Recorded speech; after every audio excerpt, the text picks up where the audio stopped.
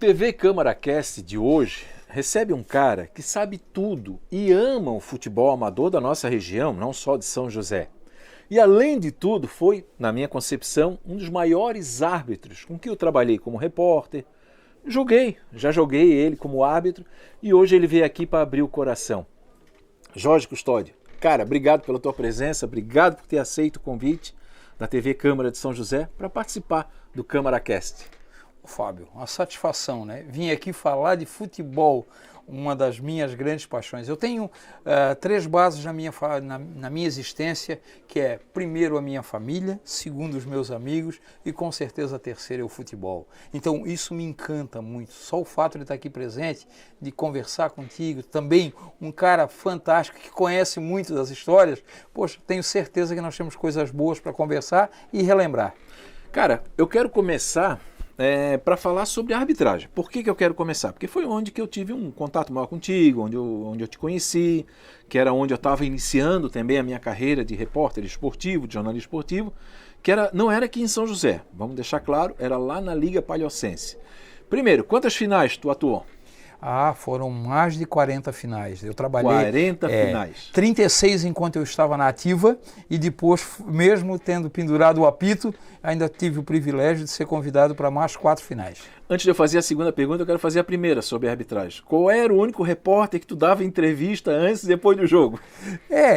Existia na época uma determinação que o árbitro não deveria falar, até para não perder o foco, para não falar algo que pudesse melindrar e até mesmo ser usado contra ele, mas eu tive desde o início assim, uma confiança, uma coisa terna, tá? Sabendo que eu poderia conversar, que tu não ia fazer perguntas capciosas, não ia fazer nada que pudesse me embaraçar, mas por outro lado, assim, era um respeito mútuo, né? Desde o início a gente teve uma relação muito sadia, né? Mas tu sabes que eu sempre te entrevistei, antes ou depois do jogo, enfim, e nunca me passou isso na cabeça que poderia o árbitro ter uma restrição de dar entrevista. Eu lembro que depois, num evento público, ali no coquetel, não lembro onde é que foi, disse assim, Fábio, tu sabia que tu era o único repórter que eu dava entrevista? Aí depois é que passou pela minha cabeça, eu digo, pô, esse cara confia em mim, e eu confio nele, então agradeço, e isso aí eu levo para sempre, porque não deixa de ser um troféu. Tá? O árbitro não dá entrevista para ninguém. Não que ele não respeitasse outros profissionais bons, mas sempre que eu chegava com o microfone, estou aqui com o árbitro Jorge Custódio, que vai apitar o jogo, sei lá, Cruzeiro e Cerâmica Batista, tal, expectativa do jogo, tu falava, e mesmo depois que dava até uma confusão, algum problema, tu sempre falou. Muito obrigado por isso.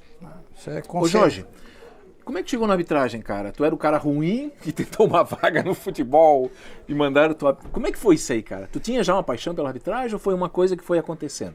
Olha, depois nós voltamos atrás, contar a tua história, mas especificamente da arbitragem. O que acontecia? Eu sempre fui muito ligado ao Palmeiras do Roçado, né? Claro. Foi a minha grande paixão, o grande clube que hoje eu sou diretor, né? Com uma satisfação muito grande. Tá? Mas o que acontecia nos anos 80, os jogos ali, os festivais.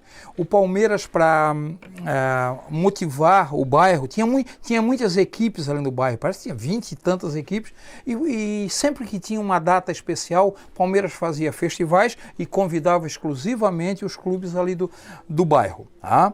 E a intenção qual era? Era uma movimentação dos clubes e que pudesse esse custo ser reduzido e que o Palmeiras pudesse também ganhar algum dinheiro com esses eventos.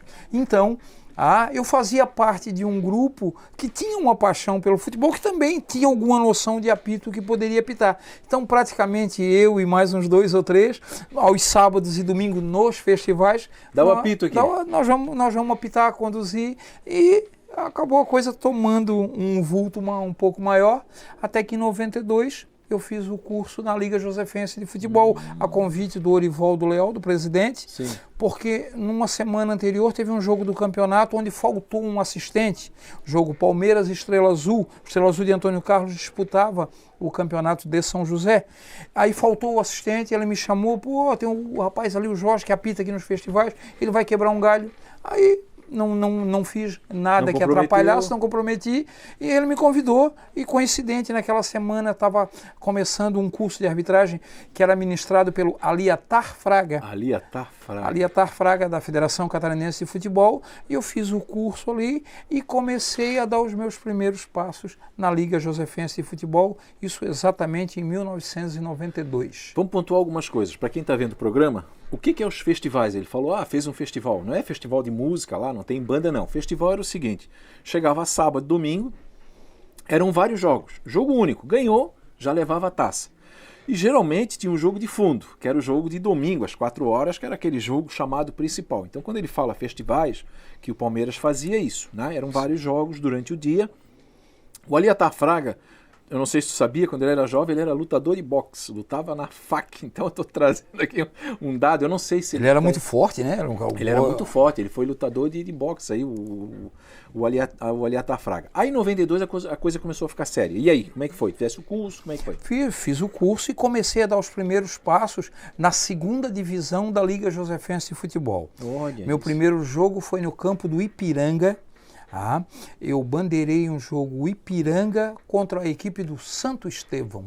Foi o meu primeiro jogo, minha primeira experiência. Camisa amarela, né? Oficialmente isso, Santo Estevão de camisa amarela. Eu uniformizado, já com padrão, já com o escudo da Liga. Foi o meu primeiro jogo ali na segunda divisão. Tive um excelente professor, chama-se Carlos Alberto Barbosa, o Carlinho, grande Barbosa, que Carlinho, nos deixou, já nos deixou, mas foi um excelente para mim e para muita gente. Muita gente. Eu conheço muita gente que passou pelo crivo do Barbosa, cara. Olha que boa lembrança, Carlos Alberto Barbosa. E eu praticamente fui o assistente dele durante toda aquela competição.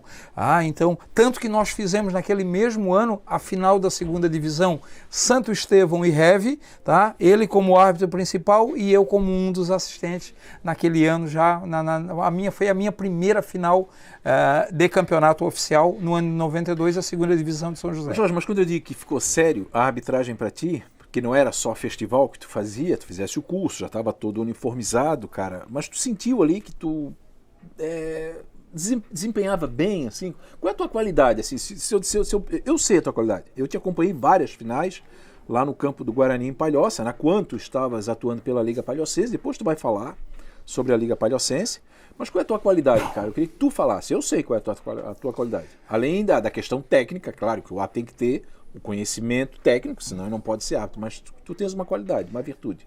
Vamos ver se bate. Eu acho que até hoje faz a diferença. O respeito que eu tenho por quem está envolvido nos jogos. Perfeito. O respeito. Sempre foi uma coisa que de conversar, olho no olho, sem prepotência. Nunca partiu de mim nenhum ato assim que pudesse denegrir o jogo em si. Muitas vezes eu avaliei qual seria a melhor solução para resolver o problema. Coisas que se resolvia com a conversa e outros que a gente precisou tomar uma posição, usar dentro da regra os cartões, tudo, mas eu acredito que foi essa a diferença. Às vezes a equipe está ali perdendo, às vezes é uma classificação, às vezes é até um resultado que pode fazer ele cair de categoria, de série. Então eu procurava não passar para eles que eu seria o problema. Eu procurei, se vocês tivessem aproveitado um pouquinho no início, talvez não tivesse tomado os gols ali, não tem jogo para essa diferença de gol. Às vezes até tinha, mas tu passava para os atletas, o cara aí não está a fim de complicar não, ele não é nosso inimigo. Ele não é nosso inimigo. Não, ele está ali fazendo a parte dele. Então acho que isso foi a grande diferença de eu ter sido lembrado para muitos jogos decisivos. Tá? Tanto que valia alguma coisa e tanto aqueles que valiam uma possibilidade de uma redução. Agora, eu vou te falar uma coisa, encaixa nessa descrição, né, de que eu te acompanhei. Eu ia falar um outro assunto, calma, mas a calma se encaixa nessa virtude, ou seja, tu tem calma, o bicho tá pegando, tu tá vendo que um jogador ali vai se perder, já tá levantando o pé, já quer dar um pontapé. Eu lembro que tu ia lá, conversava com ele, tu é bonitinho, a tua orelha é bonitinha, né? E aí o cara se acalmava, o cara passava a jogar futebol dali em diante. Então é mais ou menos isso do que eu avaliava, né? Enfim, né, da época. Agora, e São José, daí tu ficou quanto tempo daí ainda na arbitragem? Fiquei de 92 a 95. 95 foi quando eu me transferi para a Liga de Palhoça. Então fiquei 3 anos. Tá, aí na Liga de Palhoça, como é que surgiu esse convite? O que tu pode lembrar pra gente aí? Houve um jogo, um festival no campo do Paysandu, onde a partida de honra era o Paysandu e Avante, que na época os dois grandes clubes de Palhoça. E são próximos. E são próximos. São muito próximos, né? Sim, e o Palhoça, eu sempre digo que Palhoça foi o melhor campeonato da região enquanto eu trabalhei, porque de 10 clubes, 8 brigavam pelo título e aqueles 2 que não brigavam tiravam o ponto daqueles que brigavam, eu lembro, porque a qualidade era muito grande. E aí houve o convite, tá, para que eu, o Carlos Alberto Barbosa e o Vilmar da Silva Santos, o Vilmar, fosse fazer esse jogo, que eles queriam arbitragem neutra. Do Floresta ali, o nosso Vilmar Bigode, o Vilmar, grande bigode. Isso. E chegou lá na hora, e foi nós 3 e nós fomos tranquilo, acertamos cachê, independente de quem fosse apitar o jogo. E fomos para o sorteio na hora do jogo. É interessante, foi o sorteio. Qual de nós 3? Era eu, Carlos Alberto Barbosa e o Vilmar, qualquer um dos 3 podia apitar. Aí aconteceu o seguinte, na hora do sorteio, eu fui sorteado. Aí o Vilmar pediu para mim assim, Jorge, poxa, eu tô querendo vir aqui para a Liga de Palhoça, quero mostrar meu serviço, tu te incomoda se eu for apitar? Não, pô, Vilmar, fica tranquilo, apita aqui mesmo, estamos juntos aqui, tranquilo. Aí eu fui um dos assistentes, o Carlinho, o Barbosa foi o outro, o Vilmar apitou. E o Vilmar apitando. Apitou o jogo. Terminou o jogo. Paysandu e Avante. Paysandu e Avante, E terminou o jogo, tranquilo, tudo certo, um bom jogo, por sinal. Aí o presidente da Liga Palhocense de Futebol, o seu Laurindo, me fez o convite para nós 3. José Laurindo Souza? Laurindo José de Souza. Laurindo José de Souza. Isso, Laurino. Sim, Laurino. Isso. Aí o Laurino convidou nós para ir para nós 3. Aí o Vilmar disse, eu vou. O Carlinhos disse, não, lá já estou acostumado com São José, não quero. E eu disse para ele, eu também, eu estou começando agora, eu tenho um trabalho lá que eu acho que vai dar frutos. Eu vou fazer o seguinte com o senhor. Na primeira oportunidade que eu tiver descontente com São José, não vou procurar outro local. Vou vir procurar aqui o senhor para que a gente venha fazer.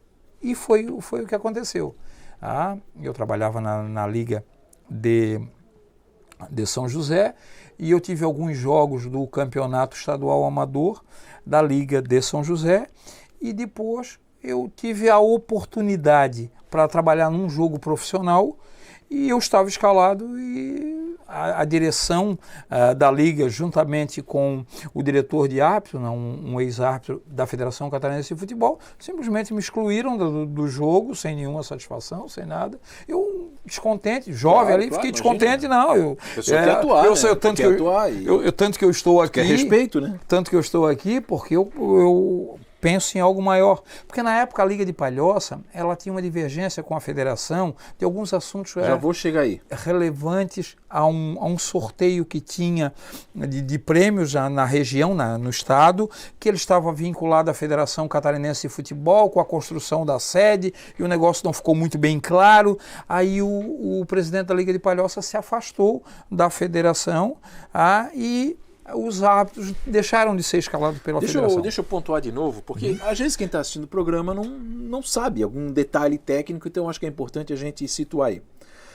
A Liga de Palhoça, que era uma liga muito forte, como disse aqui o Jorge, ela se desfiliou da federação, ou seja, ela não era mais federada, como a gente falava, né? Não. Ser federado, Fábio, é obrigado até para ter campeonato oficial, certo. É obrigado a ser federado. Tá. Mas ela a qualquer outro tipo de parceria, um convênio, precisa de um árbitro para apitar em Imbituba, vai sair um de Palhoça para ir lá, precisa de um árbitro para apitar em Joinville, sempre assim, tinha esse intercâmbio, e a Liga deixou de participar desse intercâmbio. É aí que eu quero chegar. Intercâmbio era a palavra. Então a Liga Palhocense deixou de participar desse intercâmbio, e quando eu atuei lá, claro que não era só o Jorge Custódio, excelentes árbitros que nós tínhamos em Palhoças, inclusive depois vamos falar um pouquinho dos investimentos que já tinham, nós estamos falando aqui 2006, 2005, há muito tempo atrás, o que é que os árbitros de Palhoças já tinham? Nós já vamos falar sobre isso aí. Aonde que eu quero chegar?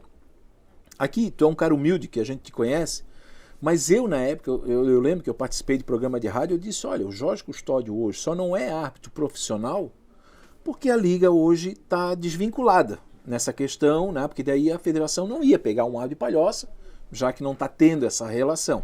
Então ela podia pegar de São José, de qualquer outro lugar. Tu tinha essa percepção também, cara? Tirando aqui, deixando a humildade de lado, que tu poderia ter sido um árbitro, hoje não existe árbitro profissional, mas que tu seria um árbitro que atuaria facilmente no jogo de Avaí, Figueirense, qualquer fora do estado, cara, pelo teu potencial da época, da tua fase. Mesmo com os problemas de relacionamento, o Jorge Custódio foi escalado pela Federação para árbitro. Eu apitei. Eu não sabia disso. Eu apitei. Boa. A Figueirense e Blumenau, eu bandeirei Avaí e Criciúma, eu apitei Criciúma e Tiradentes de Tijucas, profissional, Série A. Que bom, eu não sabia disso. Apitei, mesmo com esse problema lá. Mas eu não consegui desenvolver. Quando a gente fala em desenvolver, é assim, um pouco mais de cancha. Poxa, hoje nós temos excelentes árbitros aqui da região, que eles trabalham tranquilamente em outras cidades, claro. E ficam na vitrine. Faz intercâmbio. Né? A palavra certa é o intercâmbio. Então, o que aconteceu nesse período é que não houve o intercâmbio. Em todos esses jogos que eu apitei profissionalmente, eu não tive nenhuma dificuldade, eu não tive nenhum problema, eu era avaliado por quem... E saí sem nenhum problema. Tanto que hoje, quando eu faço esse trabalho hoje com os Master, Figueirense, Avaí, Criciúma, Araranguá, poxa, eu relembro das pessoas que eu apitei jogos deles e eles têm boas lembranças, tá? Porque a mesma postura que eu tinha com relação ao futebol amador, eu também tive no profissional. Maravilha, procurando ter calma, serenidade, a tranquilidade, não criando problema, tá? E resolvendo quando ele precisava. Agora, ô Jorge, tu sabes que eu fui um esforçado atacante no futebol amador, né? Tu sabe que eu era muito chato, falava, então eu tomava muito cartão, cara. Eu incomodava os árbitros. E eu ficava muito bravo, porque eu tomava cartão, às vezes cartão vermelho. Pô, e tu espera a semana inteira para bater uma bola e o árbitro estopou, vai lá e te expulsa, tu fica bravo. Então agora eu quero me vingar, tá? Eu vou te dar um cartão amarelo e agora tu vai tomar um cartão vermelho, tá certo? A tua vingança dos árbitros. Acabei de me vingar de todos eles que te expulsaram. Me dava o cartão amarelo e me dava o cartão amarelo pra ti. Viu, senhor? Rua, tá bom? Tá bom, tá bom? Mas só continua aqui. Agora, ô Jorge, ninguém vai falar só coisa boa aqui. Vai lá, um momento que tu passou um perrengue lá em Palhoça ou na tua... Vamos lá, fala pra gente aí. Teve, não vai dizer, não precisa citar nome, se não quiser não cita o nome do lugar, mas fala pra gente. Posso citar. Perrengue, vai lá, aquele perrengue assim que tu agradeceu por estar em casa. A Liga Palhocense de Futebol, ela tinha o campeonato da Série A e tinha o campeonato da Série B. E tinha alguns campeonatos de bairros. Tinha em São Sebastião, tinha na Ponte Maruim, tá? Que eram campeonatos onde ali se qualificavam os campeões. Tinha um que era muito forte no Atlântico, né? Isso, no Atlântico, eu esquecia. Copa Atlântica. Copa Pacheco, Copa Barra, era o nome das competições. Tá. E se pegava-se os campeões, tanto que o Cascalho, muitas vezes campeão da Copa Barra, hoje está na Série A de Palhoça. Então ele é remanescente daqueles campeonatos. E aconteceu um jogo do campeonato da Ponte Maruim. Tá? Foi um jogo onde eu sofri uma agressão. Tu sofreu? Lá no João Paulo? No campo do AERP. Da AERP. Campo do AERP, tá? Não vou citar o nome das equipes, não preciso. Também não vou citar o nome dos atletas, tá? O jogo foi 5-1 para uma equipe, tá? E a equipe que perdeu precisava achar um culpado. Precisava achar um culpado. Aí foi um atleta? Vários? Foi dois atletas. Dois atletas? Dois atletas. Eu não vou citar os dois atletas, vou citar o episódio, mas preciso citar uma pessoa relevante na situação. Manda. Então, o que aconteceu? No momento do quinto gol, um dos atletas que tomou o quinto gol formou a corrida e me deu com os pés nas minhas costas. Caramba, e eu caí. Caí. E aí, um outro atleta foi chutar o meu rosto. Eu segurei com a mão. Nisso, aí eu preciso citar um atleta da mesma equipe deles. Que intercedeu. O Jefferson Fefe. Olha Fefe pulou em cima de mim e ninguém bate, ele não tem culpa de nada, ninguém bate, então ele me protegeu. Então, legal ter citado o Jefferson. Gente boa, melhor qualidade e da equipe, das pessoas que estavam agredindo. Aí, acabou ali a situação, o jogo acabou ali, tá? Até porque já era o final do jogo mesmo, e 5-1. Aí, por orientação, eu fui na delegacia fazer o registro da ocorrência, era obrigada. É tudo ruim, né? É tudo ruim isso, né? É chato, é muito chato. É totalmente o contrário daquilo que a gente tem. Mas segue, depois eu vou te fazer uma pergunta. Aí eu cheguei lá, um dos agressores estava na delegacia, ele prestando uma queixa contra mim, dizendo que eu tinha chamado ele de filho da... Sim. E não é verdade isso? Não. E daí, tentando criar um subterfúgio. Sim, ele estava querendo virar o jogo para ele. Ele sabia que era o culpado ali no momento, né? O que é que aconteceu? Esse campeonato ele não é federado. Esse campeonato ele é interno da liga e não tem. Então, um atleta que joga ali, ele pode jogar o campeonato. Livre. Só tem um detalhe: ele estava escalado. O atleta que me agrediu, que me chutou no chão, estava escalado para jogar a final da Interligas de 2005. Olha isso, cara. Na equipe do Eldorado. Eldorado. Mas a equipe do Eldorado não tem nada a ver com a... Sim, ele só jogava a final da Interligas. E esse jogo foi contra o Aimoré de São Pedro de Alcântara, a despedida do árbitro José Carlos Bezerra. Ele apitou, foi a despedida dele na arbitragem. E o que aconteceu? A Liga, na segunda-feira, baixou um ato administrativo que os 2 agressores estavam suspensos por tempo indeterminado. E daí a equipe do Eldorado procurou a Liga querendo botar ele na final. E o Laurino, não, de jeito nenhum. Segurou a onda. Segurou, não, isso aqui é agressão. Nós não estamos falando de... O Laurino era muito sério, um xingamento. Não, ele era... correto, né? Foi um dos caras mais turrão que eu conheci no futebol e mais correto. E correto. Ali não saía fora não saía fora da linha. Depois, se tiver oportunidade, tem outro episódio dele que ele mostrou o quanto a posição dele fazia diferença. E o jogador não jogou. Não jogou. E... eu estava assistindo a final, fui lá me congratular com o José Carlos Bezerra. No final do jogo, ele tentou me agredir de novo. Então, porque não tinha jogado. Não tinha jogado e que eu era culpado. Agora, deixa eu te fazer uma pergunta, Jorge. Na hora que tu cai no chão, tu é um pai de família, uma pessoa séria, uma pessoa correta. O futebol para ti não é isso. Mas a hora que tu cai no chão, é uma humilhação.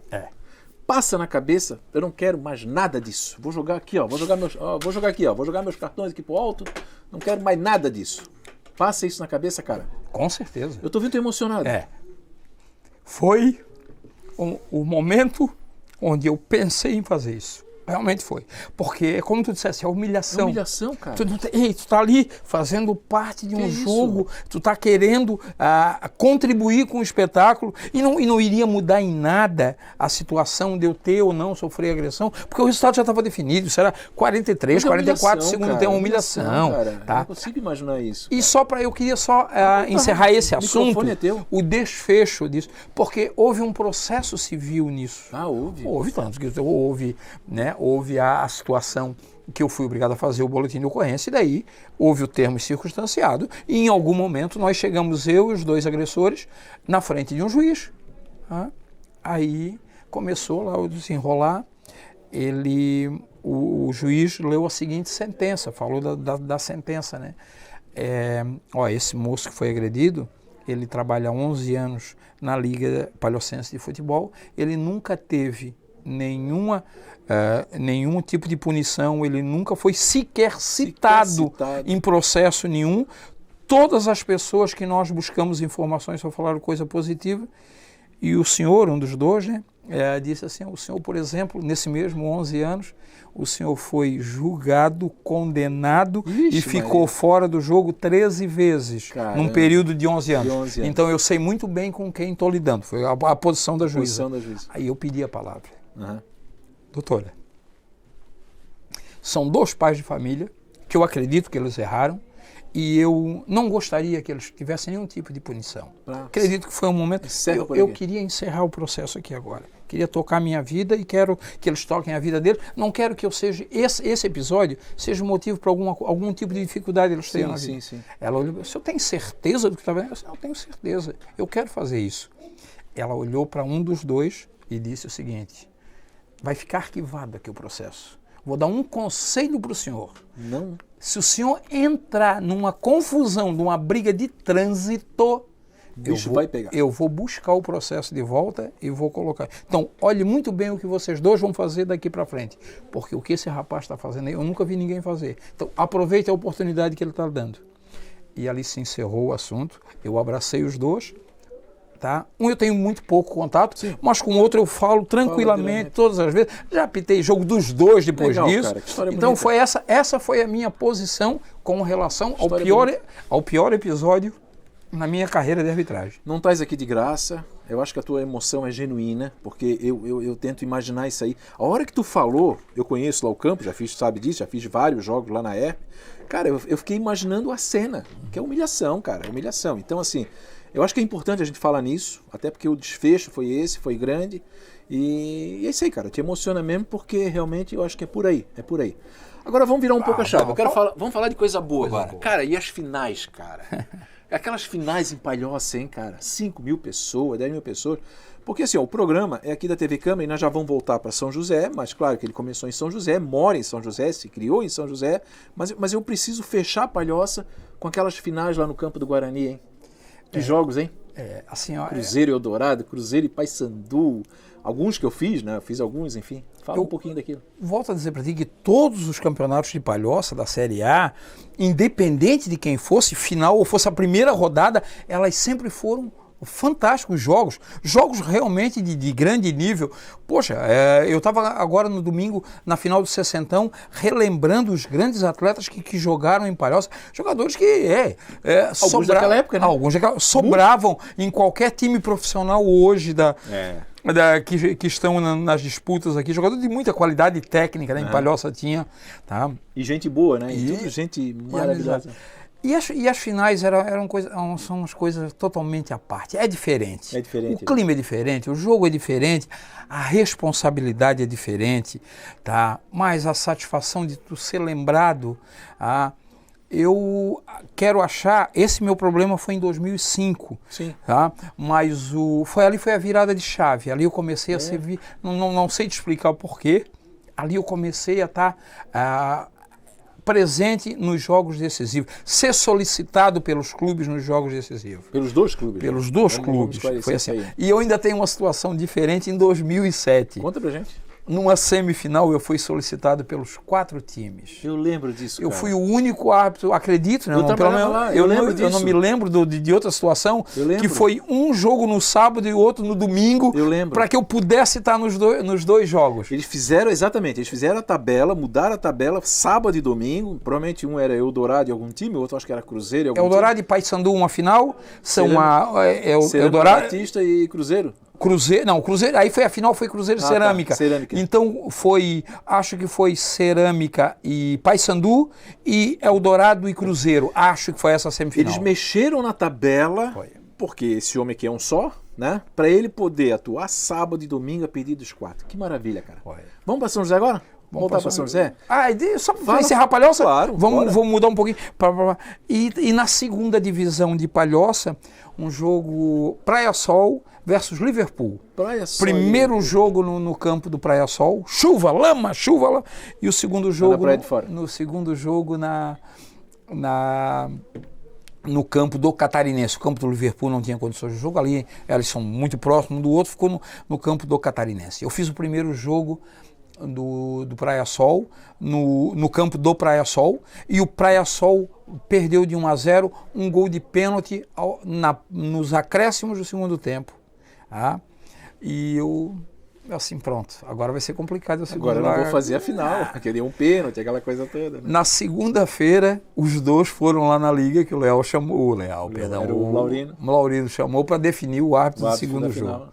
Diz o Laurindo assim, só vocês não vão pedir o Jorge de novo. Eu tenho mais árbitro aqui na liga, é impossível não ter outro árbitro que sirva. Não, e tinha, tá? Tinha. Bons demais. Claro, e aí o que aconteceu? Eu não apitei aquela final, mas fico envaidecido. Ter sido lembrado. Sei lá, pelos dois, mesmo com o lance capital, pênalti, claro, mas nos acréscimos, seria o motivo para qualquer time. Não queremos o Jorge. Qualquer um menos o Jorge. Para evitar. Não, mas os dois pediram. Legal, cara. Porque a gente fez acredito que nesse jogo da final da segunda divisão, muito bem assistido pelo senhor Osmar Frederico Sema, o Mazinho, e pelo seu Marcelo Nascimento, o famoso Andorinha. Turma boa demais. Turma boa, então 2 assistentes. Turma boa, tava bem entregue esse jogo. E se nós vamos encerrar Palhoça, eu preciso também deixar um registro aqui. Por favor, o programa é teu. Se bons árbitros tinha em Palhoça, realmente tinha excelentes árbitros. Hamilton Amorim, Túlio Portela, vou esquecer de alguns nomes aqui, vocês me perdoem, mas assim, eu quero citar árbitros de muita qualidade mesmo. O Túlio Portela foi CBF, né? Então, para ter uma ideia. Agora, eu não conheci, nas ligas que eu conheci, que eu trabalhei, duplas de assistentes em quantidade tão boas quanto em Palhoça. Perfeito, boa. Acredito que por baixo, na minha época, tinha de 10 a 12 Verdade. duplas de assistentes que poderiam trabalhar em qualquer jogo sem problema. Trabalharia sem problema. Agora vamos lá. Nós estamos agora para São José. Tu é criado aqui em Campinas, né? Tu é criado em Campinas. Fosse criado ali no campo do Palmeiras, é isso? Assim, o meu primeiro time de futebol foi o Grêmio de Campinas. Ah, o Grêmio de Em Campinas. 76 eu era mascote. Eu tenho uma foto com o mascote isso, cara. em 76. E depois isso eu O tinha... Grêmio de Campinas era no Cobra-Sol ali? Jogava no Cobra-Sol ali onde é o Queires, ali, aquele terreno ali, não? Também, mas, Também, mas o Grêmio tinha um campo, onde tem ali aquele condomínio Morada do Sol, ali o Pombal BNH ali. Sei. Onde eram as 2 traves, foi aberta a rua. Então ali era o campo do Grêmio. Que legal isso, cara. E em uma foto lá em 76, eu tô como mascote do Grêmio. E em 80 eu fiz o meu primeiro jogo pelo Grêmio Esportivo Campinas. Uniformizado. Uniformizado, jogando na lateral direita. Sabe onde que foi meu primeiro jogo pelo Maceió? O primeiro jogo que eu digo assim, de botar uma chuteira, de botar aquele calção elite largo, uma camisa caindo, no campo do... Tinha um Nacional, que não tem mais o campo, mas tem aquele terreno ali, na Otto Júlio Malina. Na Otto Júlio Malina, bairro Piranga. E ali onde tem uns prédios, tinha um Catarinense, que era um campo menor. Foi no campo do Catarinense. Aí, eu pelo Maceió, cara. E é próximo, né? Porque só subia a rua. Só subia. Tava ali. Que maravilha, né, cara? E o Grêmio de Campinas, tive o prazer de jogar no Grêmio de Campinas com o Wilton, que foi zagueiro do Figueirense. Claro. O Adilson Jacaré, falecido, o Adilson lateral do Avaí, o campeoníssimo Palmeiras do Roçado, Nevada, em várias equipes aqui. Jogou também em Nova Trento, no Maitá de Nova Trento. Maitá. Então o Adilson Jacaré. Centenário. Isso. Então eu fiz parte desse Porque seleto ali no grupo. quando eu falei aquele campo ali era o campo do 7 de setembro, né? Eu acho, se eu não me engano. Era o campo do 7 de setembro, né? As camisas amarelas, eu lembro. Não, o Grêmio era ali. O 7 de setembro era na frente do Shopping Itaguaçu. Na frente do Shopping Itaguaçu. Na frente do Shopping Itaguaçu era o campo do 7 de setembro. Tá. Mas teve muitos campos em Campinas. Teve. No Sapé teve o campo do Brasil Pinho. Atrás do bar do Bidu tinha o campo do Guarani. Né? O Guarani, nós chamávamos Guarani dos Negrões. Sim. Mas era o Guarani dos Negrões, porque todo o time jogava e tinha só o Hulk, o Rei Momo, era o goleiro. Era o goleiro. Tudo eram de cores. Negros. Mas como era o Zaire. Sim. Como é o Zaire. Tu lembra do Zaire? O Zaire lá do Rio Tavares. Do Rio Tavares. Eu lembro que eu ia acompanhava o time do meu pai, o Maceió, jogar lá, e eram tudo negros. E uma rapaziada querida. Meu Deus, que turma gente boa, né? De jogar bola, né? Bem isso mesmo, gente boa. Aí nós estamos ali. Aí tu estás por ali ainda? Quando é que chega no Palmeiras exatamente? O meu tio, que era goleiro do Grêmio, o João Paulo Bola, ele foi jogar no Catarinense do Aririu. No Catarinense. Foi jogar no Catarinense. E daí o Catarinense tinha uma dificuldade com o lateral direito. Tem o meu sobrinho, jogar lá no Grêmio, assim, é um guri novo, Chama Jorginho. Chama Jorginho, era o Jorginho. Ali começou a aparecer o Jorginho. E aí, coincidentemente, também eu trabalhava na época numa loja de material de construção, que é onde era o Giasse Felipe Companhia, Casa do Construtor. Sim, Felipe Companhia, Casa do Construtor. Que não existia mais. E o Paulo era o gerente ali, o Paulo era diretor do Catarinense. Entendi. E o Paulo, poxa, o teu tio Bolinha, assim, quer que tu vá lá? Tá, assim, vou lá fazer um teste. E fui. E fiquei um ano lá, uma temporada lá, em 82. Começou a temporada de 83, o primeiro jogo do Catarinense era com o Palmeiras do Roçado no campo do Catarinense. No campo do Catarinense. Eu já tinha alguns conhecidos no Palmeiras do Roçado. O campo do Catarinense era no... Atrás do posto fiscal de Palhoça. Atrás do posto fiscal de Palhoça. Que é do outro lado da rua, é o campo do Liverpool. Claro. Aí um jogo belíssimo. E o Catarinense, eu acho que era o time do Laurino, né? Não era Não, assim? o Laurindo era o Nova Esperança, era, Nova Esperança, era lá do tá. Furadinho. Tá. Mas ali próximo também. Próximo também, né? Isso. E daí o jogo foi 3-2 para o Catarinense. Aham. O jogo 3-2, o Palmeiras perdeu o jogo de 3-2. Carlinho Picolé, o Grande nosso grande, Carlinho. saudoso Carlinho, o maior Saudoso dirigente Carlinho. da história do Palmeiras. Do Palmeiras. No exatamente. final do jogo, assim, ó Jorge, domingo que vem eu quero tu lá no Palmeiras. Quero tu vá lá. Lá no Roçado, bairro do lá no Roçado. Palmeiras, lá no Roçado. Estádio Enia Mantino da Silva. Não sei se já era Estádio Enia Mantino da Silva. É, Acho que- porque Já tinha esse nome? não tinha um nome ainda, era o Acho campo que do não tinha, Palmeiras. era Campo do Palmeiras. O nome foi dado em 1986 num festival, Ah, tá certo. festival no Palmeiras, com os clubes do Roçado, para dar o nome ao estádio. E aí vale pontuar uma coisa, né? O Enia Mantino está presente, está com a gente ainda. É Vive com a verdade. gente, foi dado o nome do campo, Campo do Roçado, Palmeiras Roçado, mas o Enia Mantino está com a gente ainda, né? E eu sou assim, testemunha ocular, de ouvir as histórias das pessoas, o porquê e com toda a Já razão vamos chegar lá. do nome Enio Mantino da Já Silva. vamos chegar lá. Tá. Eu quero continuar ali contigo. Vamos lá. E daí, nesse jogo Eu terminou... quero falar do Jorginho que não deu certo e virou árbitro. Aí vamos lá. Que não deu certo como jogador e virou árbitro. Aí o que aconteceu? Eu jogava de lateral direito no Catarinense e o Carlinho me chamou para Jogando jogar no Palmeiras. Eu assim, Carlinhos, só tem uma coisa, cara. Eu jogo do lateral direito quebrando o galho. Eu não sou lateral direito. sou, cara. Eu sou atacante, cara. Eu sou camisa 9, eu sou fazedor de gol. Ah, tu era 9? Ele assim, só que daí eu tenho um problema. É. Eu tenho um problema porque daí aqui eu tenho dois excelentes atacantes. Eu tenho o Alexandre Pô. e tenho o Leco. O Gente. Leco da base aérea que também já não está mais conosco. Meu Deus. Tá? Os caras Que eu jogavam muita bola. jogava e sobrava. E daí eu tenho no ataque, eu tenho o Odemir Oscar Machado, o nosso falecido Odemir também. Tinha mais tinha tipo assim, timaço, cara. tinha 3 atacantes e tinha mais 4 no banco Luiz sobrando. Carlos, acho que jogava nessa Luiz época. Carlos ainda tá. Carlos jogava Isso, nessa Luiz época, Carlos. claro, Luiz Carlos timaço. mesmo. Meu Deus. E o que aconteceu? Aí eu assim, Jorge, então vamos fazer o seguinte, eu vou te botar tu no time de aspirante, tá? Só que daí tinha um outro problema no aspirante, tinha 3 camisa 9 e não tinha um lateral esquerdo.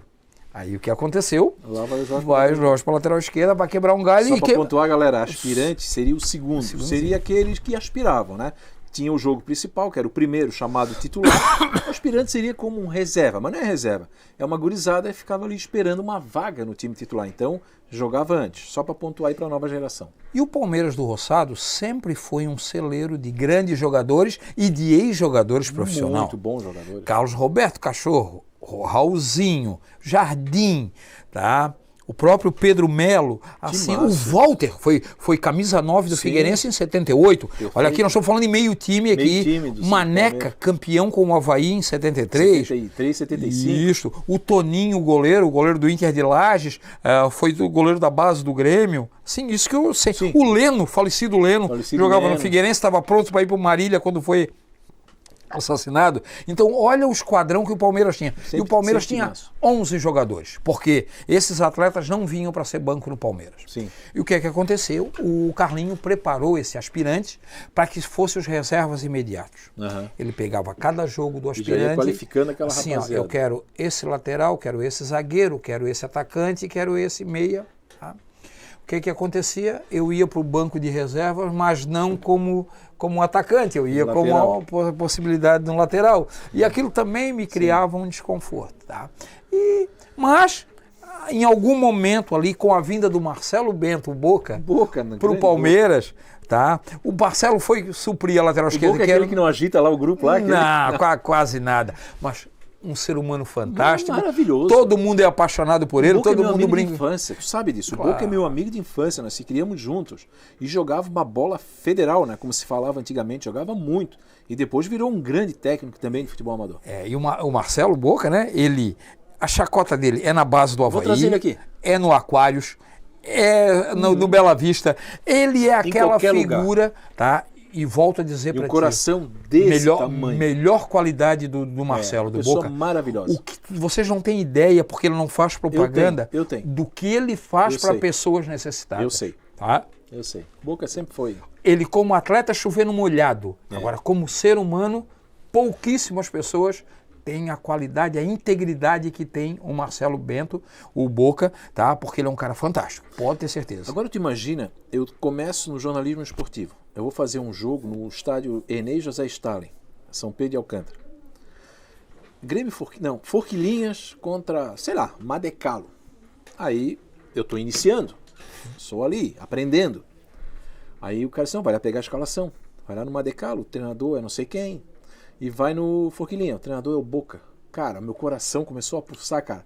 O Boca, o Marcelo Bento é ele. Cara, pensa na minha alegria, cara. A hora que eu entro no vestiário, eu com o microfone...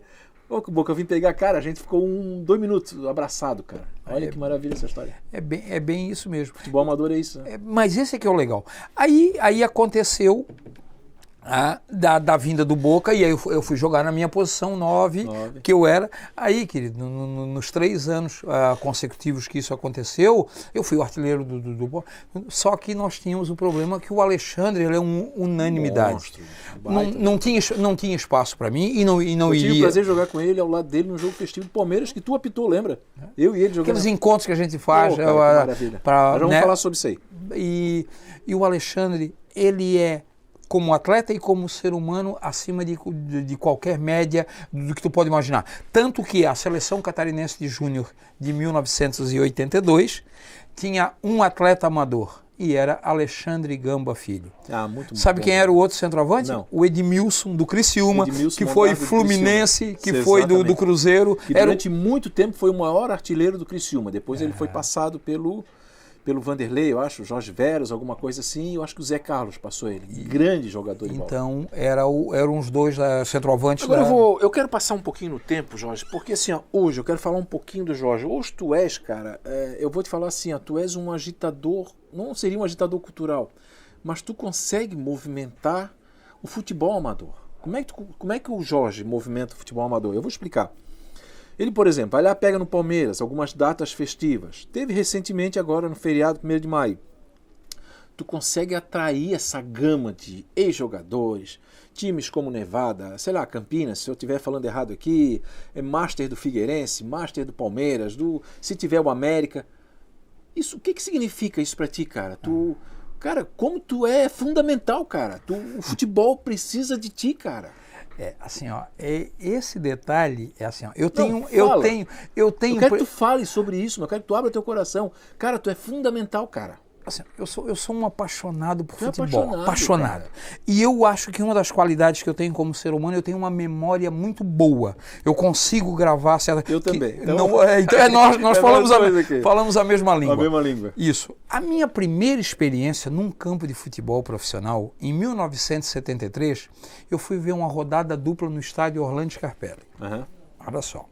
Jogou Figueirense e Atlético Paranaense, a partida inicial. Nossa, e depois a segunda partida, Avaí e Curitiba.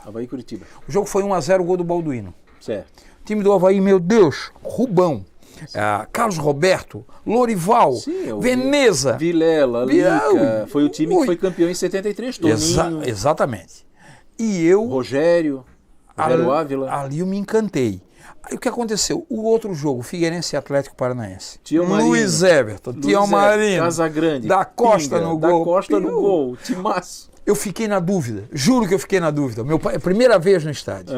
Que time eu vou torcer? Putz, eu não sabia do que eu estava mais encantado. Dois timaço, cara. Me arrepio até hoje de falar dos dois. Timaço. Mas poxa, aquilo ali me mexeu comigo. Qual dos dois?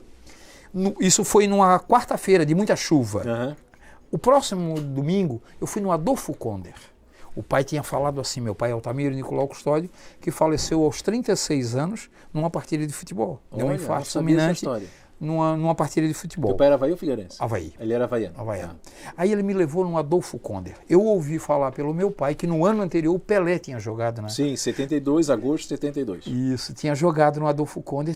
Eu ia conhecer, eu e meu irmão, nós íamos conhecer o Adolfo Konder. Adolfo Konder, onde o Pelé tinha pisado. Meu Deus. Nós ficamos atrás do gol. Tinha um gol na Mauro Ramos e um gol na Altamiro Guimarães. Nós ficamos atrás do gol.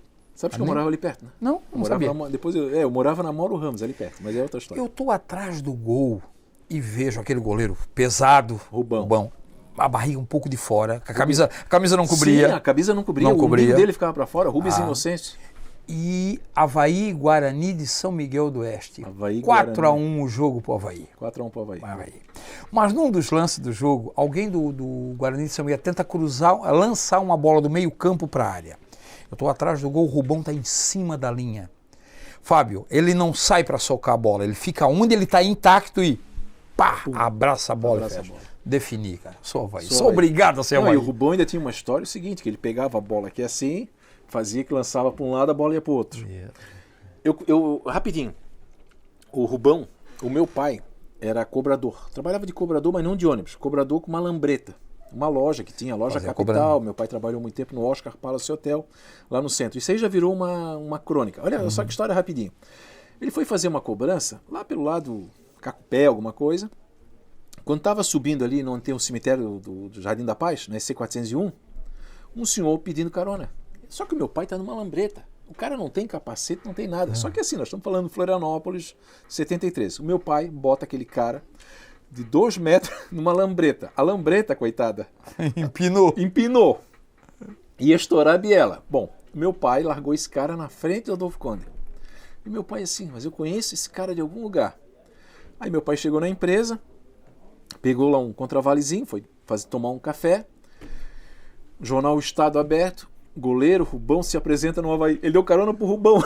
E não sabia que era o Rubão. Sabia que era o Rubão. História maravilhosa, né, cara? De uma Florianópolis que não existe Rubão mais. Teve, né, no Metropol, na final dos anos 60 ali.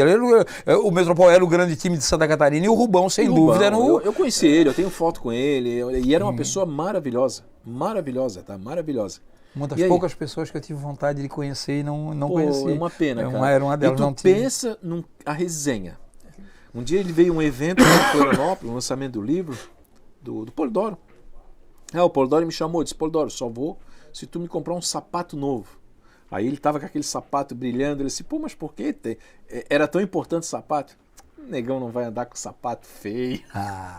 Cara, ele era um querido. Pena, cara, que não conheceu ele. Não tive o prazer e que gostaria. Tu ia explorar ele muito. Muita gente do futebol, né, dessa época, eu teria vontade de conhecer e não tive a oportunidade. E o que aconteceu, né? Puxando o porquê dos encontros que eu faço com esse pessoal das antigas. Eu tenho... me encanta muito o futebol dos anos 70 e 80. Eu sou um apaixonado. Perfeito. Acho que foi, na minha visão, não sei se... Poxa, eu sou fluminense no Rio de Janeiro por quê? Eu com 10 anos, 76, quem era o grande time? Qual era o grande time? 75, 76, que era a máquina tricolor montada pelo Francisco Horta, que tinha Pintinho, Rubem Galax, Edinho, Rivelino, Doval... Era um grande time, então... Campeão carioca, 75, 76. Virei fluminense por causa desse time, era o grande time do Brasil na época. E assim, cada vez que eu me encontro com um ex-atleta dessa época, a resenha é muito boa, tá? Eu gosto de falar. Eu tenho uma passagem que eu trabalhei na Rádio Mais Alegria como repórter. Claro, muito tempo, te acompanhava. E eu tive o prazer de entrevistar o Levir Coupe num jogo Havaí Atlético Mineiro da Série A, não sei se 2015, 16, não tem... E nós ficamos... eu cheguei cedo, né, no estádio, e o Atlético Mineiro chegou mais cedo do que o normal, e o Levir Coupe, conversando com o Levir Coupe, ele contando para mim, né... eu tinha encontrado o Balduino e o Balduino, onde eu tive com o Levir Coupe jogando dominó na associação do DR ali, ficamos até quase de manhã contando história. Que maravilha e o início da minha conversa com o Levir foi por causa disso, toquei nesse assunto com ele. Pai, o time terminou o aquecimento e chamaram o Levi. Eu estava conversando comigo, puxou a resenha. Não, ele é resenha pura. Então, assim, Levir Coupe, rapidinho, grande zagueiro, Curitiba, jogou no Figueirense nos anos 80 e foi técnico do Criciúma, porque o Luiz Felipe Scolari foi campeão da Copa do Brasil em 91 e em 92 quem assumiu o Criciúma na Libertadores, quando o Criciúma ficou na 5ª posição, era o Levir Coupe. Por favor, siga. É só te ilustrando o porquê disso, né? Que eu aí puxo um assunto, vou puxando a passagem do Levir. Mas deixa eu te fazer uma provocação aqui. Quando tu organiza, eu vejo assim amor naquilo que tu faz. Não é uma organização simples, eu vou organizar, não. Cara, eu vejo paixão, por exemplo, no grupo, um mês antes já coloco, eu digo, Jorge, pelo amor de Deus, quando faltar uma semana tu me manda de novo, porque eu vou esquecer. Sabe? E eu te vejo lá assim, parece que tu não tá tocando no chão, cara. Parece que não toca no chão. Parece que tu desliza, sabe? É isso aí que tu estás falando, falar com o antigo jogador do Nevada, aí tu fala com o antigo jogador do América, tu fala com o antigo jogador do Ajax de Florianópolis, da onde que é? É bonito isso, cara. Então, assim, o porquê, né, dessa paixão, Quando eu faço esse encontro, eu pautuo de uma forma que muito mais importante do que o resultado do jogo, que para mim é o que menos interessa, é o resultado do jogo. É reunir a galera. É reunir a galera. Tu não imagina as pessoas que me agradecem. Imagina. Por ter reencontrado aquele amigo que fazia anos que não via. E, então, isso é onde faz a diferença, Fábio. E o que acontece? Eu tenho o prazer de estar com ele, porque, acima de tudo, seja qualquer segmento, não precisa ser o esportivo, não, profissional, família, o ser humano, ele gosta de ser valorizado, ele gosta de ser bem tratado. Esse é o ponto-chave da coisa. Então, quando a gente faz esse evento, a primeira coisa que nós nos preocupamos é selecionar os convidados. Nós não queremos gente para fazer confusão, não precisamos. Não precisa. Tá? Nós não queremos gente para estar reclamando. Não precisa. Se quem já participou sabe que eu vou nos vestiários antes de cada jogo, agradeço a presença, falo qual é o motivo, qual é o intuito. Se tiver alguma coisa, reclame para a gente. Nós queremos que venham aqui. E o que acontece, a cada ano que passa, mais gente fica sabendo e gosta, um passa para o outro. Passa para o outro. Tá? Esse ano, quando nós fizemos a divulgação, o Toto, ex-Figueirense, Flamengo, Cruzeiro, Jaraguá, né? Jaraguá, fez um vídeo convidando as pessoas para ir lá. Olha que maravilha. O Kremer veio né, lá de Curitiba num jogo do Master do Figueirense aqui. No Figueirense, acho que no Tubarão. Vasco, Tubarão. É isso. Então assim, ó, tu sente. Quando eu fui, eu falei com o Humberto, ex-goleiro do Avaí. Humberto, lembram? Isso, Humberto. Uma pessoa querida. Gente boa da gente. Então assim, ó, a comunidade da bola é muito fácil de lidar. Tu só não precisa ter exagero. Sim, claro. Não precisa nada demais. E isso não tem nada a ver com recurso financeiro, não. Não, de jeito nenhum. Eu trabalhei no meio esportivo, na Rádio Mais Alegria, em torno dos 15 anos, como repórter, como comentarista, e eu notava que era muito fácil lidar com o ser humano atleta, com o ser humano treinador, mas usando o lado humano da coisa. Entender que ali tem um humano, né? Exatamente. E aí aquela história, quando chega no futebol amador, não é que tu é menos humano no profissional, não é nada disso, mas tu tem que ser muito mais humano no futebol amador. Porque quando eu era comentarista, no futebol amador, quando eu era repórter, cara, às vezes eu tinha vontade de fazer uma crítica mais severa com um atacante, por exemplo, que perdeu 10 gols. Cara, aí eu lembro que no outro dia, 8 horas da manhã, ele tá pegando o ônibus para trabalhar.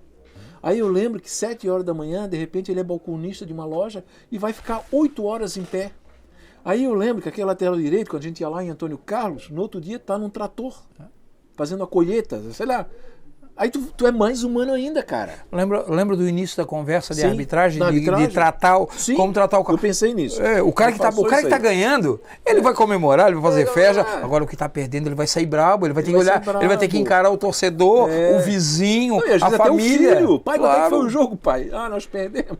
É doído isso aí. Então, e vai trabalhar no outro dia, 8 horas, 7 horas da manhã, tá em pé. Eu acredito que com relação ao pessoal que eu apitei jogos, eu tive essa postura e por isso que eu consigo trazer eles para o meu lado quando a gente faz um evento. E no lado do profissional, como eu trabalhei na rádio, eu usava a mesma postura. A mesma postura. Se eu tivesse que elogiar, eu elogiava no microfone. Se eu tivesse que fazer uma crítica, eu falaria com ele sozinho. Poxa, poderia ter sido diferente aqui. Eu presenciei um jogo que eu trabalhei em Brasília, Flamengo e Avaí. Em 2019, que o Jorge Jesus, o jogo foi lá no Mané Garrincha. Tá? Eu escutei um jogador do Flamengo dizer para o repórter da Globo, para ti eu não dou entrevista. Tá? O que tu fez comigo, eu como ser humano, tu não me respeitou como ser humano. Eu presenciei essa conversa. Dou entrevista para qualquer Pode criticar. Tá.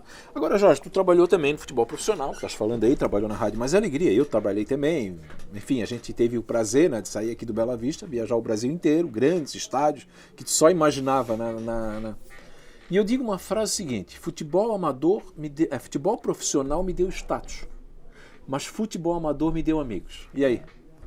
Olha, tá muito parecido. Acho que o futebol profissional, Fábio, todos nós aprendemos, como nós tivemos alguém que nos inspirou para aquele ponto. Mas deu a experiência necessária, que é importante também para lidar com o pessoal do amador, deu a experiência necessária para que a gente tivesse base e informações e também ser um pouco mais respeitado. Também. Acredito. Sim, acredito. Eu acho que quem sai, desculpa te cortar, mas já cortando, que quem sai, vira um repórter, de repente tá ali já na ressacada, no estádio Orlando Scarpelli. Cara, se ele não teve a vivência do amador, ele perdeu muito na vida dele. Porque o amador te dá essa vivência, cara. Assim, que é a relação. A experiência mais ou menos acontece com quem migra do futsal e vai para o futebol de campo. Mais ou menos ele isso. tem um pouco mais de habilidade, porque o futsal exige mais habilidade, se adaptar mais técnica, mas traz aquela bagagem. Ele precisa daquilo ali. E aquilo ali faz com que, se tu souber aproveitar, usar bem ele no campo, olha quantos exemplos nós temos. Renato Sá, sim, Renato Sá. O próprio Ronaldo, Balduino, Ronaldo. Olha a qualidade, Rivelino, a qualidade que eles trouxeram, sabendo usar aquilo que aprenderam na quadra menor, que precisa ter um pouco mais de habilidade, um pouco mais, né? Que hoje o futebol ele é muito vigor físico, sim. Muito, sim. Tá? Eu sempre digo que o futebol mudou. Nós podemos avaliar se ficou melhor ou pior, mas o futebol mudou. Porque antigamente o futebol não era tão físico como é hoje. Hoje se corre muito, se ocupa muito espaço. Então quando antigamente se guardava mais a posição, tu poderia driblar mais, tu poderia mostrar mais a tua categoria. Porque tu estavas aí na tua posição, tu dribla, tu faz um cruzamento. Hoje não, cara, hoje é correria, embate. Isso aí mudou. Fábio, eu vou te responder com uma pergunta. Tu não acha que os anos 70 e 80... para se jogar futebol tinha que ter muita técnica e hoje para tu ser jogador tu precisa ser atleta? É isso que eu estou falando. É exatamente isso aí. Vamos lá, vamos comparar. Futebol amador, tu vai lembrar muito bem, porque tu era lateral. Muitas vezes, se tu pegasse a bola e passasse a linha que dividia o gramado, tu já tomava uma bronca do teu treinador. Volta! Marco Ponteiro. Volta. O que fazia o ponteiro? Ficava aqui com a mão na cintura, igual um açucareiro, esperando a bola até chegar nele, aí sim, ele metia uma correria para centrar, e o atacante ficava ali, beleza? Então, por exemplo, pega um vídeo da Copa de 70, eu já disse aqui, a maior seleção do mundo é da Copa de 70, não tivemos igual. Mas se tu assistir um jogo hoje na TV da Copa de 70, tu vai dormir no sofá e vai babar, pela lentidão que era. Porque o Gerson pegava a bola, matava no peito, botava no chão, aí o Gerson olhava assim, meu Deus, será que eu cruzo lá pro Jairzinho? Será que eu cruzo pro Tostão? E ninguém marcava o cara. Tinha tempo para pensar, né? O cara tinha tempo para pensar. E aí o 10 tinha tempo para quê? Para driblar. Para tirar o marcador dele. Porque ele tinha um marcador nele, ele tinha um tempo para driblar, para dar prosseguimento na jogada. Hoje é físico, cara. Eu já falei isso aí, antigamente os jogadores eram fortes, coxa grossa, os caras eram fortes, era uma história para jogar bola. Hoje é guri, tem que ser guri leve para tocar. Então o futebol mudou. Então assim, eu acho que o futebol de 70... te respondendo, e já também no amador, ele era mais bonito para isso. Aí é uma avaliação pessoal. Agora o futebol mudou. Aí acho que pode ser melhor antes, como pode ser melhor agora. Como pode ser esquema tático diferente. Um esquema tático faz o futebol fluir, o outro faz o futebol ficar mais pregado. Agora é por isso que quando a gente lembra anos 80, 70, a gente vai lembrar sempre de craques. Uma vez eu estava numa roda, se me permite rapidinho, e aí tudo havia uma discussão. Mas aí eu falei uma coisa que o cara disse assim, cara, tu tem razão. Vamos lá, tu vai lembrar muito bem disso, Jorge. Tá jogando pelo Palmeiras. O Palmeiras vai jogar lá no interior de Antônio Carlos. Lá no interior, lá. O campinho, só tem a igrejinha e o campo. E um monte de boi e vaquinha em volta. Quem era o craque deles? O 10. Todo time que tu ia, cara, o 10 era bom de bola, velho. Não podia nem ver o cara jogar. Só marca o 10 com o 10. Então o futebol mudou por causa disso. E o detalhe, né? Nos anos 70, 80, tu para ser um camisa 10 do Palmeiras do Roçado, do próprio Bela Vista, do América, do Bandeirantes, do Ribeirão da Ilha, do Guarani da Palhoça, tu tinha que ser muito acima da média. Muito bom, cara. Muito, não é muito, é muito. Muito, por isso que eu te falei, em qualquer lugar que tu fosse, o 10 era bom. Tu falou da seleção de 70, vamos lá. Nós fomos para a Copa de 70 com 7 camisas 10. 7. 5 arrumaram lugar no time. 5 arrumaram. Jairzinho, Gerson, Rivelino, Tostão e Pelé. Então só tá isso. Aqui. Só isso. E no banco tinha Paulo César Caju. E tinha o Roberto do Botafogo. Do Botafogo. 7. E ainda ficou de fora, nada mais nada menos que Ademir da Guia e Dirceu Lopes. Sim. O Dirceu Lopes jogou todos os jogos eliminatórios e não foi... acabou não indo para a final, foi super campeão com o Cruzeiro. Agora, só para... Nós já estamos chegando aqui no final. Essa história que tu falou, né? Por exemplo, quando eu tinha a coluna Sessão Memória, é impressionante como eu arrumei amigos com a da Sessão Memória, justamente por causa disso, que é o que dá nos teus encontros. essa possibilidade, porque às vezes o cara tá esquecido, o cara jogou, tinha ali um torcedor que aplaudia ele, daqui a pouco o cara tá lá esquecido, com algum problema familiar, e tu traz esse cara. Isso é muito bom, né, cara? Assim, ó, eu tive nesse último domingo, na final do Sessentão lá em Palhoça. Perfeito. Aí o primeiro cara que eu sentei pra resenha, Telito. O Telito é um cara que jogou no Cruzeiro da Guarda, jogou em prática avante, jogou em praticamente todo. Tem história. Tá? Só que quando eu fui pra Palhoça, disseram pra mim o seguinte: tu vai ver dois cracassos de bola lá, o Telito e o Claudi da Barra. São os dois grandes jogadores. Quando eu disse pra ele essa história, que quando eu cheguei em 95, os olhos dele brilhou.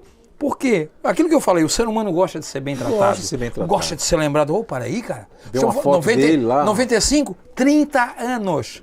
E eu lembrei do Telito há 30 anos atrás. Então o cara hoje é um 60, ele está lá se divertindo, brincando. O time dele não foi campeão. Tu acha que isso fez diferença para ele? Nenhuma. Não.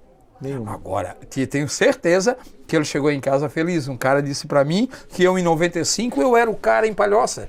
Agora, essa é a diferença. Agora eu vou falar rapidinho do teu irmão Márcio Marral, que jogou no Avaí, né? Foi campeão em 88. Ele fez parte daquele grupo, atacante, é isso?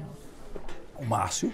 Vou começar um pouquinho a história. Em 1979, um rapaz chamado Érico Queiroz, o Baiaca. Baiaca, claro. Baiaca. Que participa sempre lá do encontro lá.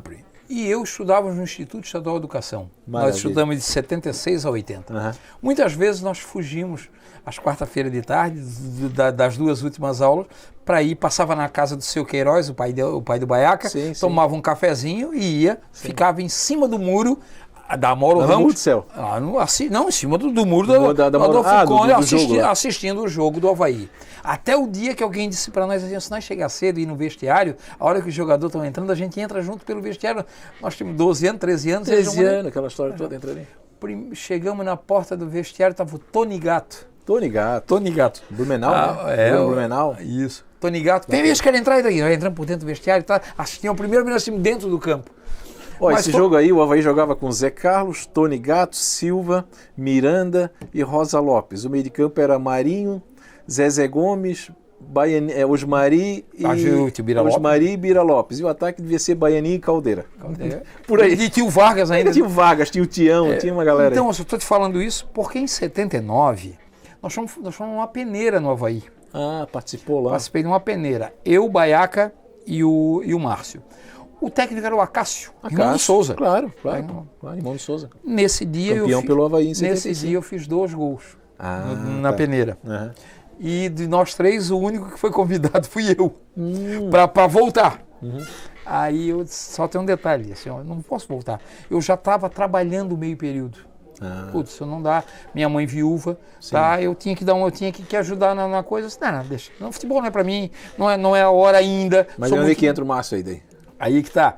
Aí o Adilson Jacaré, na transição ali o Avaí, saindo do Adolfo Conde em 83, indo para a ressacada, e o Adilson saindo de juniores para profissional, aquela geração que tinha sido campeão de júniores de 81, ela foi se desfazendo. Rogério, Gildo, Russo, aquela galera toda. Eles foram alguns profissionalizando. Né? Rogério Ripe, Rogerinho, enfim. Isso. E uns se profissionalizaram e outros foram mandados embora.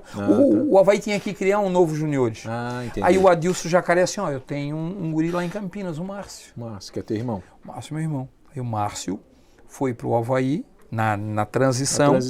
Isso, e virou atleta do Avaí, depois virou profissional. E em 1988 ele fazia parte do grupo que foi campeão. Em 87 ele jogou no Ferroviário de Tubarão. Sim. E entre 88 e 89 ele foi para Portugal. O Búfalo Gil, aquele do Botafogo, da seleção, era o supervisor do Avaí. Isso, perfeito. O supervisor do Avaí. E o Búfalo Gil tinha os contatos, ele era muito bem relacionado com Portugal. Tinha um time da segunda divisão lá que estava brigando pelo título e precisava qualificar. Esporte Clube Olhanense. O Jorge de Jesus jogou nesse time. Jorge Jesus jogou nesse time. O Olhanense estava montando um time para subir da Série B para a Série A. E daí o Gil levou o Tefo, o zagueiro do Avaí. Tefo, zagueiro do Avaí, veio da Ponte Preta. Isso. E o Márcio, meu irmão, foi para lá. E naquele ano eles foram campeão da Série B. Que maravilha. Só que aí aconteceu 2 coisas. O Márcio ficou com não sei se o nome é a faixa ou a estirpe de ser subidor de categoria. Aí os times da Série B começaram a querer ele. E o Tefo casou com a filha do presidente do Esporte Clube Belenenses. Eu não sabia essa história. E daí ele acabou ficando por lá. E daí cobrava muita falta, né? Ô Jorge, nós vamos... Assim, tu vai ter que prometer pra mim que tu vai voltar aqui. Porque nós temos assunto aqui para falar. Tem as resenhas, rapaz. Nós temos as histórias. Eu tenho tanta história. Vamos contar. Eu prometo, vai prometer que tu vai voltar aqui. Claro. Tá? Isso aqui foi uma breve apresentação, tu volta aqui porque nós temos muita coisa ainda para contar. Eu só tenho, cara, em nome do futebol amador, agradecer a tua contribuição como atleta, como árbitro e agora como um agitador. Eu vou usar esse termo aí, tu é um promotor, né? Tu é um promotor de reuniões e da memória daquilo que tu faz. Hoje tu está atuando no Palmeiras do Roçado, né? Sou diretor, né? Sou diretor do Palmeiras, secretário-geral lá do clube, né? Cuido da parte legal da documentação lá do Palmeiras. Nós temos uma diretoria com 16 membros. O presidente hoje é o Jean Carlos da Silva. Filho do nosso querido... Filho do Zezinho da padaria. Zezinho da padaria. E outra coisa, né? Sobrinho do Enio Amantino da Silva. Do Enio Amantino da Silva. E neto do seu Amantino. O seu Amantino, pai do Zezinho, pai do Enio Amantino, e o primeiro alambrado do campo do Palmeiras foi um empréstimo feito pelo seu Amantino. Dizem as más línguas que até hoje o Palmeiras não foi pago. Mas o alambrado foi pago. Enio Amantino da Silva, né, que nós estamos falando aqui, o Enio, né, que é o nome do estádio lá. Eu prometi para ti que para finalizar eu queria falar porquê o estádio Enio Amantino da Silva. O Palmeiras tinha um patrono na época que era o Neri. O Neri era o dono do clube do Palmeiras. Sim. Era muito interessante o Palmeiras para o Neri e também o Neri para o Palmeiras. Nós tínhamos um baile sábado e domingo, a portaria do Palmeiras era muito bom. O último do mês, que era o mais fraco, era nosso. O mais fraco era de vocês. Era nosso.